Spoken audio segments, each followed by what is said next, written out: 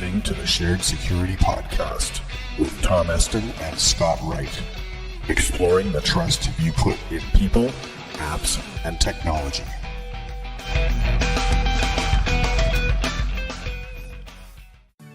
Silent Pocket is a proud sponsor of the Shared Security Podcast. Silent Pocket offers a patented Faraday cage product line of phone cases, wallets, and bags that can block all wireless signals, which will make your devices instantly untrackable, unhackable, and undetectable. Use discount code SHAREDSECURITY to receive 15% off your order. Visit silent-pocket.com to take advantage of this exclusive offer. This is so exciting. Well, here we are. I think we did it, guys. Are we live? Are we unmuted? Yes, we're unmuted. We're actually live on Twitch. Can you believe it? Hey. I did it. I finally did You it. did it, Tom. Yeah. And judging by your excitement, I have a feeling it took a lot of effort. It's just different. It's just different for me. I've never had to, put together, streaming software and configure everything. And, it's working. I'm excited. So cool. So this is a momentous day for us then, and let's welcome everybody who is listening, and now and in the future. That's right. Yeah, we're on Twitch and YouTube Live right now. So if you are on the stream, say hi, or if you're going to be on the stream, say hi. Appreciate it. This is episode 86 of the monthly show of the Shared Security Podcast. And I think before we get started, Scott, I just wanted to thank our sponsors, as we should.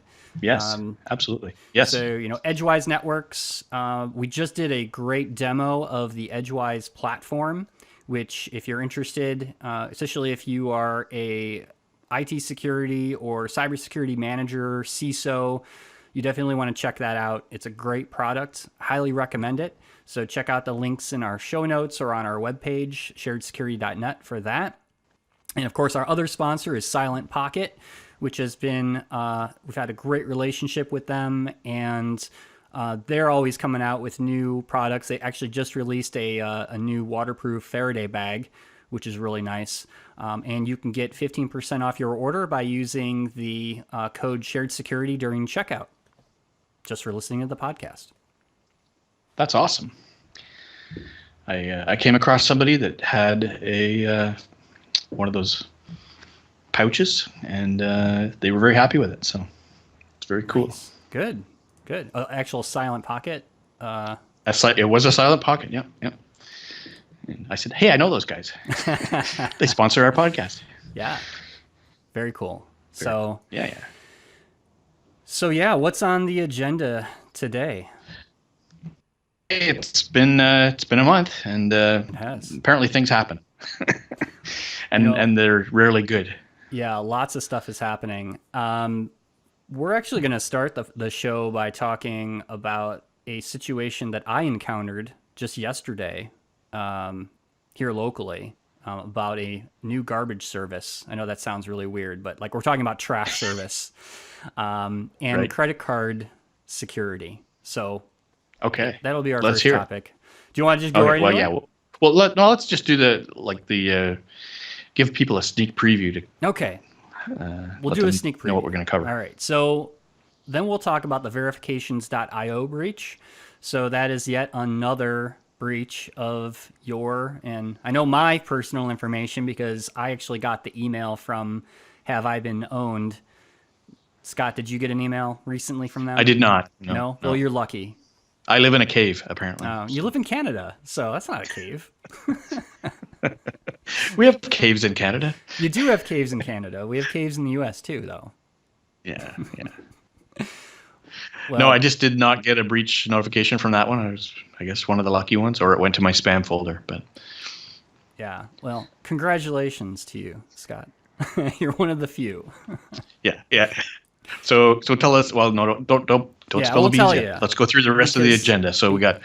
Yeah, because there's other stuff. Ships can be capsized. Yeah, how to capsize a ship with a cyber attack. I thought that was an interesting topic.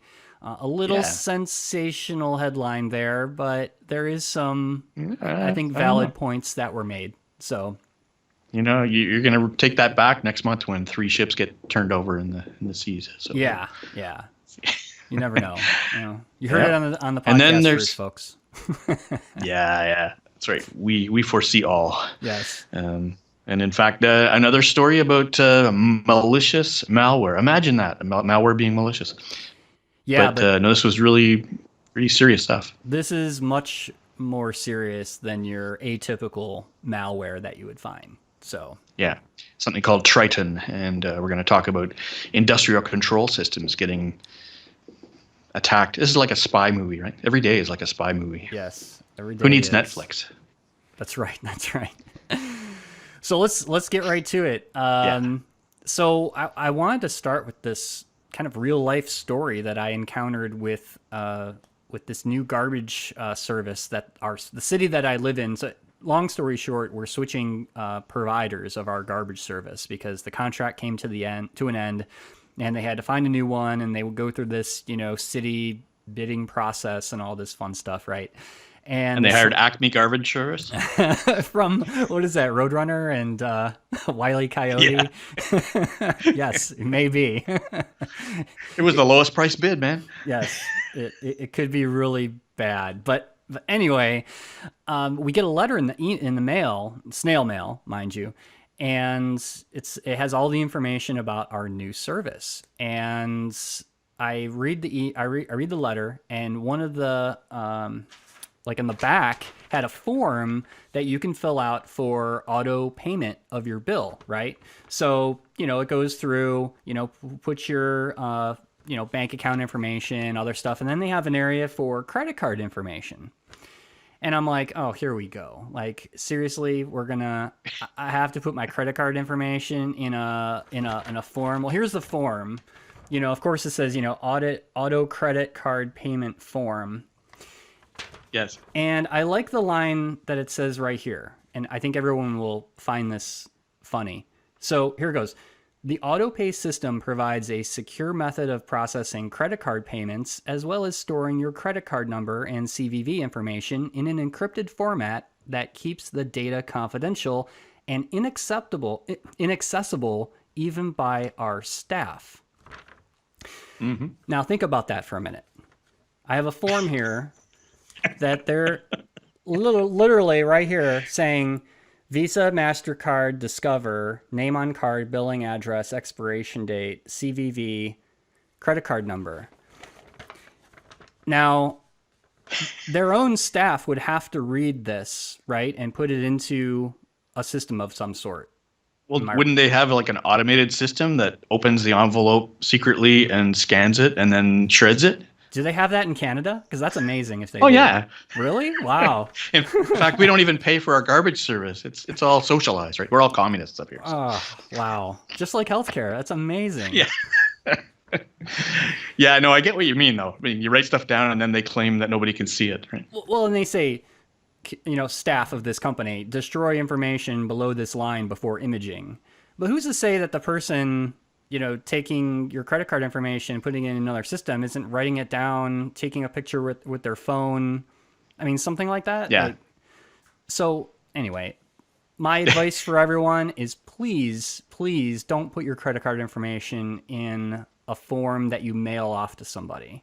Like, So is there another option for you to pay No. for your garbage? well, yeah, I mean, they can bill me, right, with a traditional bill I get in the mail, then I write them a check, and then, Mail it, yeah. or I set up my bank account, right? But it's the same thing. Like, I don't want to give them my information. Like, stop doing that. Like, to companies that are doing that, stop doing that. And if you are putting your credit card information in a form like that, stop doing that too, because this is how data breaches happen. Yeah. I think pretty soon we're going to have to start, that wall behind you. We should have a wall of shame there. We'll put Shame. Yes. the Cleveland Garbage Service and then first entry on the wall of shame in Tom's office. It's unbelievable. Unbelievable. Yeah. So. Yeah. I mean, I don't have that particular problem because, as I said, our garbage service gets paid for by taxes. But still, there are cases. I don't remember a couple of years ago, had to pay for one of my kids, I don't know, some online school or whatever. They were taking payment by Visa through a paper form, right? So you had to, you were mailing in the form. Yeah. And it was just basically trusting that nobody would abuse the numbers. So let's get on with the next story, which is the verifications.io breach. Yes. That I got the notification about. I don't know if any of our listeners did, but over 800 million emails and, of course, other personal data was found exposed and then reported to Troy Hunt's Have I Been Owned service, which I think we talked about that on the show before. Everyone should know what that service is, right? Great service, by the way. Yep. Go up there and, go to that URL. It's haveibeenowned.com. You can Google it if, Yeah. And if you're a new listener, right? If you're a new listener or watcher, it's not a typo in the URL. Right. PWNED. Right. So, yeah. And in fact, here's for some reason like to say owned when it is spelled PWNED. So if you can see this on the stream, the haveibeenowned.com, that's the website. And so yeah, another breach, but this one in particular is interesting. So Verifications.io is a service that essentially will validate emails for either a company or maybe even a malicious person that those emails are actually active. And they send a spam email. They send literally, it's called a hello message. Like, I think that's all in the subject line is hello, and there's nothing in it. But what that does is they can detect if it's opened. Usually, I would assume through like pixel tracking, and they will report back that these emails are valid, and the company now knows they're dealing with real people, right? Yeah. You don't see that very often in legitimate services, though, do you? Like, I don't get emails very often that say just hello in them. Well, that's because you might not be checking your spam folder, Scott. I check my spam folder every Really? day. Wow. Maybe it's a Canadian thing then, because I actually see these emails in mine. So, yeah, I don't know. But it is... So all this data, so 800 million emails, other personal data is exposed. Once again, misconfigured. I believe it was an AWS bucket that was sitting out there. Actually, it was a MongoDB instance. So, again, this is how all these data leaks are happening, misconfigured systems.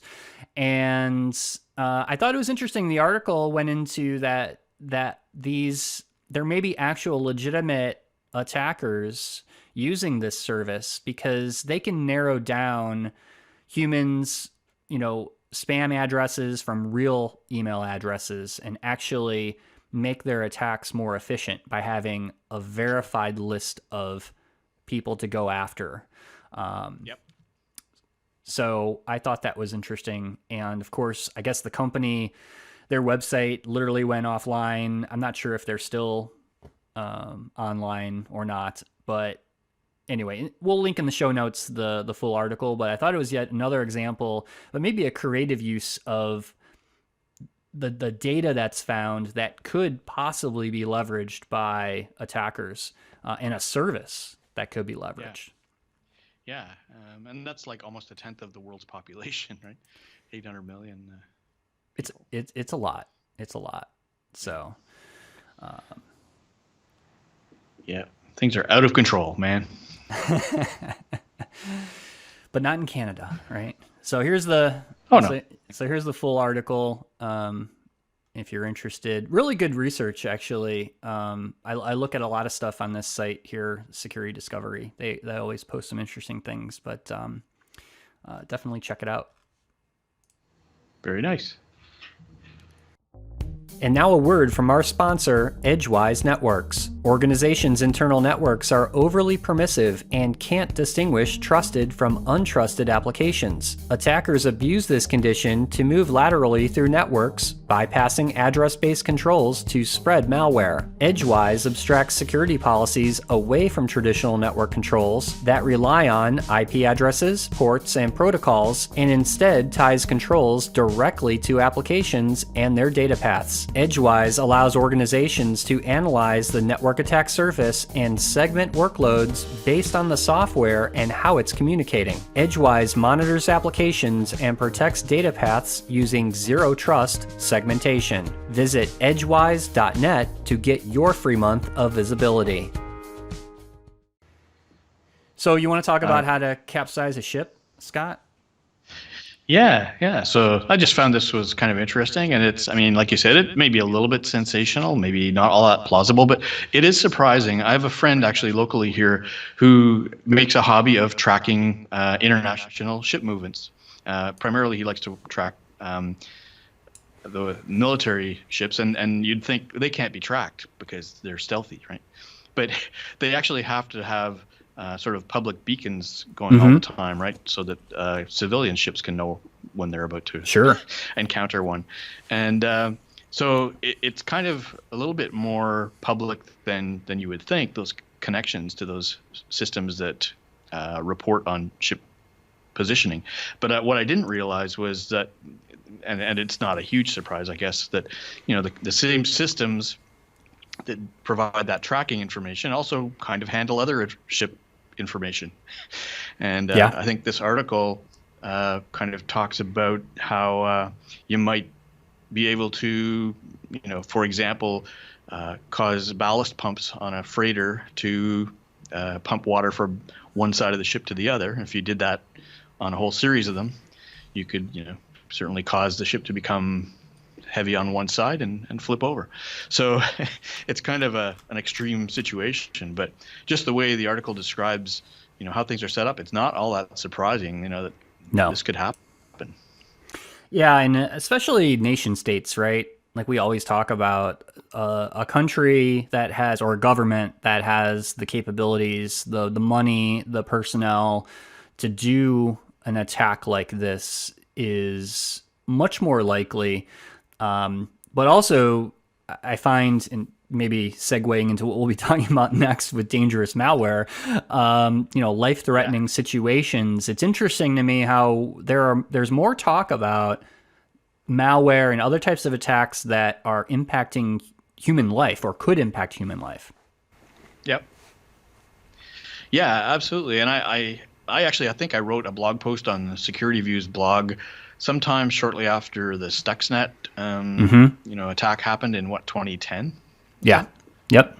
So that was a long time ago. And I was just imagining, if they can cause industrial control systems for nuclear fuel refinement centrifuges to be upset, then what else could you sabotage, right? If you wanted to, if it wasn't properly protected. And so this kind of attack really does seem to become more likely, I think. So I'm not sure if we're still talking about the ship thing or if we're moving to the next story at this point. But. Well, the last point I wanted to mention with the ship issue is what I found interesting in the article was that most of these ship navigation systems and the control systems are all maintained and managed by third parties that aren't even sometimes related to the company that actually runs the ship, right? So think of your cruise ships that are owned by, Carnival or Norwegian or whatever. The systems on those ships are usually maintained and owned by a third party, not the company itself. And the issue is that some of those third parties may not necessarily have a good grasp on cybersecurity and what it takes to patch and maintain these systems. So they had some examples of how, the researchers were finding Windows XP was installed on some of these, ship control systems and that are outdated, that are extremely vulnerable. And, kind of like we've mentioned on the before on the podcast, how attackers use lateral movement through a network, and once you find a system like that that's so vulnerable, it's almost trivial to compromise. Yeah, there are some inferences you can make. If they're running XP or Windows 95, there's a good chance maybe they didn't change passwords, because there's a whole sort of category of awareness there that you you might be dealing with, right? Exactly. So anyway, really it is interesting, and it's funny that you should mention the third parties controlling some of these systems. I was actually at I think it was at Pitch Fest a couple of weeks ago, where it was mostly security technologies, and something I hadn't heard of before, but it's a company that provides protection for things like ships, engine or motor controls and things like that, where it's localized software that's just monitoring the control signals coming in to try and detect any kind of abnormal or malicious network traffic. So it's like a mini, SEM or intrusion detection system that's just built to know what kind of controls that piece of equipment should be getting. Yeah, exactly. So cool stuff. We'll see what happens. Yeah, very cool. The other thing, just to mention really quick, there are some standardizations and other things going on, I guess, in the maritime industry. So I believe this was the International Maritime Organization. They actually have information about how they are trying to improve standardizations and safety of navigation equipment on ships. So there's some interesting things going on, but I kind of see interesting things like, seeing dates of like 2024, 2025, when they're going to be putting things together, is a long time off, but we have a small window there to work with. Yeah. So not fast enough, unfortunately. That's true. The reality of but things. it just goes to the show. I mean, they even mentioned it in this ship article that it doesn't have to be a high tech attack. If we're talking about industries that are not really using very sophisticated communication or security systems. So yeah, and, exactly. and shipping represents a pretty high percentage of international trade, for example, and you could put a big dent in it with one ship or two ships. Oh, totally. Yeah. So let's hope that nothing bad happens, and it's just another one of those things of making sure systems are updated, and a lot of these old industrial control systems that we talk about SCADA systems and power plants and those things, but we need to include ships and other infrastructure like that.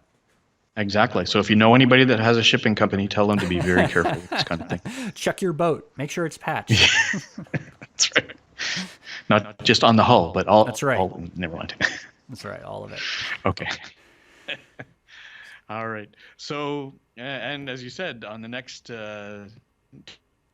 topic we're going to chat about, it was more serious types of malware that are really not just like sabotaging, but causing severe types of catastrophic failure, right? Yeah. Triton, that's is now, I guess, has the title of world's most murderous malware, which is, again, seems sensational, but it's not that far off when you read about what this type of malware is capable of. Yeah, and it started in the Middle East. It was detected, but now it looks like it's being maybe detected or seen targeting North America, right? Yeah, exactly. And this type of malware specifically targets safety systems in industrial control environments. So think of, chemical plants or oil refineries, nuclear, critical infrastructure. And I think it's the first time that apparently they've seen an advanced and sophisticated malware like this going after safety systems, which is a little scary. Actually, I do recall a couple of years ago writing a blog post about something like this as well, but where it did take out a safety override system or something like that. I don't know if it was the same malware or something based on the same thing, but it was another incident where they had discovered that malware had really targeted the safety system in some industrial control system, which is a little disconcerting. Yeah, it is. And luckily, in this, the article talked about with this petrochemical plant in 2017, it was a Saudi plant. There was there was a flaw in the code of the malware that basically caused it to be detected. I would assume by like a intrusion detection system, on the network. And it did take essentially the plant down, but it could have caused much more damage if administrators weren't alerted to it. So for me, I think the lesson here is it goes back to that defense in depth that we always harp on in the security world of having multiple controls in place. And this is a great example of intrusion detection or some other system that notifies someone or some system about a potential breach. Eventually it becomes the discussion of we should really focus more on incident response, right? Because everything and everybody and every company will be hacked if you're not hacked already. So it comes back to how will you respond and what measures will you take to remediate? Yeah, absolutely. But I think there's still maybe room for, a little more focus on this things like you said, like the safety systems, right? So a lot of times you think, well, we've got a safety system in place to prevent or, mitigate the risks of some core system being attacked or shut down. But what about the safety system itself? Or, it sort of goes to same idea as your security systems, you want to make sure they are protected, right? Like who watches the watchers kind of thing. And so if the safety system is sort of taken for granted, then that could be your weakest point. Oh, completely. And the other one of the interesting things I thought too is how the attackers got in, and it's just like we mentioned before about lateral movement on a network. These things usually start with phishing or compromising one system, and the attacker uses that as leverage to gain access to other systems. And I think we've probably mentioned on the show many years ago, everyone remembers the Heartland Payment Systems credit card breach was, I think at the time, the biggest credit card breach in U.S. history. Now the breaches we've had since then, I think that was like 2008 or something. It pales in comparison. They just keep going up. Yeah, it's way worse now. But that started with a SQL injection vulnerability on their HR website, and that's all it takes. And for an attacker to be embedded into a network and then use something like this Triton and cause real harm. Yeah. And that stuff is really easy to find and fix, right? If you do a little bit of security testing, on the application level, right? Yeah, but where it doesn't get easy is some of the things I used to do when I was a security consultant doing red teaming and physical security testing.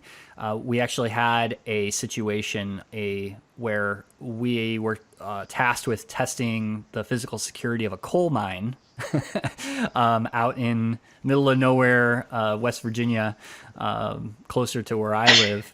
And we actually got into the main gate, we climbed over a fence off the main gate, and then had a team come in through the front, through the main gate, basically social engineering their way with fake IDs, got into the building where they had these control systems for the coal mine. And one of the rooms that we got into was a room that had some computer systems, and on the wall was a big red button that said, "Do not turn off ventilation system for the coal mine." Ooh. Yeah. Yeah. And we took a picture of it, documented it, and this came up in our meeting with the customer. In our report saying, you guys realize how easy it was for us to just literally walk through the front gate, climb the fence, whatever, and then get into this unsecured room that had this button that literally could shut down the ventilation system and kill miners in the mine. And they were like, okay, yeah, we got to fix that. I would hope so. Or if they had a smart, sneaky security guy, they would say, well, that's just our honeypot, right? So anybody who actually gets in and sees that thinks they're going to go after it. At all. No. It's very, very serious, and they were rightfully scared that it was that easy. But again, taking the right security controls, putting those in place, even from a physical security perspective, is extremely important. And that was another test that literally we were just walking around dressed, as the IT guy, right, in business casual clothes. Somebody asked why we were here. We're like, oh, hey, we're working on the system. We were hired by, so and so. We work for, some made up IT company, and we were on our way. Good times. Nice. Miss those days Yep. sometimes. So, yeah. I don't get to do that The fun good stuff old days. anymore like I used to as a penetration tester. Now I'm in management, so I get to see my team do cool stuff. Not like that, but You don't get to hack your team? no, my team hacks everybody else though. So, yep. Oh, cool. So, I guess that's probably all for today, right? I mean, unless there's any late breaking news on the wire. There's always like breaking news going on. It's insane. Like I mentioned, if you're interested, we have the weekly blaze that I do, which is released every Monday. So definitely check that out to get the recap of the top 3 stories from last week, and that is always changing and evolving. This week, I think I'm going to touch on the Equifax. There was more hearings in the Senate, I guess, with Marriott this time, and there was also some interesting things Brian Krebs reported on around how attackers can bypass the PIN that you have on your credit freeze. So through Equifax, guess who, right? So I'm going to be talking about some of that stuff and maybe the Citrix breach. And then there was also a data leak with Box. I don't know if you heard that. Box, the big kind of like Dropbox No, I didn't hear. company. Yeah. Always stuff to talk about. Yeah, exactly. Cool. Well, I'm sure when we come back again, there will be more stories to talk about. Yeah. So what's going on with you, Scott? Anything coming up? Any talks? Any fun stuff? Well, mostly just working on the launch of ClickArmor. So Yeah, going well. It's still under the big green tarp, right? So we're not letting anybody see it yet. But It's all top secret stuff. yeah, no, not really. There's a website, clickarmor.ca, but we're busy just trying to get it ready for a commercial launch and trying to get some beta customers' feedback. So that's exciting. It is. We'll be having a little bit more to announce very shortly, and we'll probably be sponsoring this podcast, and you'll be able to afford nicer furniture and plants and things. I could get another plant. I can't wait. Yeah. I wanted to add a third Yeah. one before I have to take it outside when it gets warm again. Right now, my plant would die a miserable death outside here in Yeah, no kidding. Well, beautiful Cleveland, Ohio. yeah, we've got about everything here in Ottawa has about a foot of ice, all the roads and parking lots, and Oh, wow. you can injure That's your worse than car just driving through a parking lot, go into a ice sinkhole. Yeah. And I can imagine this week things will be starting to melt, so everything's going to be big tubs of water everywhere. It is. Your It car will is. disappear. So Yeah, But- the end of winter is coming. Winter It is is not coming, coming, that's not right. like Game of Thrones. Game of Thrones is coming, by the way, April. I'm a fan. Looking forward to that. So Oh yeah. Well, speaking of that, do you have any favorite hacker movies or TV shows that are on these days, or any hacking incidents of note that you've seen in pop culture? The last show that I really enjoyed was Mr. Robot, which I highly recommend everybody watch. I think they just finished their final season, and Okay. yeah, it stars Remy Malek, who won the award at the It's an Oscar, wasn't it? Oscar. Yeah. Yeah, highly recommend that For, show. Yeah, mainly because of the realistic way that they portray hackers and penetration testing. It's probably the only show that I've seen that is that realistic. In fact, it has advisors. One of my friends, Dave Kennedy, a lot of people know in the security community. He they actually had his tool, and actually mentioned his name on the show during like a social engineering engagement. So they actually use the security community in the show, which is really cool. Yeah, I've seen him at conferences too, where basically he shows all the stuff that he had to do to make it realistic. They'd ask him how would a hacker do this, right? Yeah. So that's my Cool. recommendation. Yeah. So, well, that's good. So people can learn about how realistic some of this stuff is, and then when ships start capsizing, we'll know why. Sinking and capsizing. Hopefully, no one we know or Yeah. we're not on that ship when it happens. If it does, but let's just hope it doesn't. Yep. So great. Well, I think that's a wrap for today, that Tom. is a wrap. And people can reach us at our Facebook page or Twitter. which is Shared Security Podcast. Yep. Twitter, Shared Sec, and just about all the internet things, Yeah, right? Instagram, We have a you name presence. it. Check our website. We're all over the place. So if you want to provide feedback or comments, feedback at sharedsecurity.net, send an email. Love to hear from our audience and let us know. Or if you have think. topic ideas, sometimes we dig into topics a little more deeply, and we'd love to hear any questions or things that you'd like to hear more about. Yep, awesome. All right. Well, All right. Thanks So- everyone, the ones that tuned into the stream. We appreciate it, and we will catch you next month on the show. Sorry we didn't get to answer all the questions in the chat room, but we'll try next so time. many, yes. But if you do have questions on the stream, feel free to ask away. Yeah, most of the ones that are there we can't talk about, without censoring it. So, That's right. All right. anyways, okay. Well, thanks everybody, and we will talk to you next time.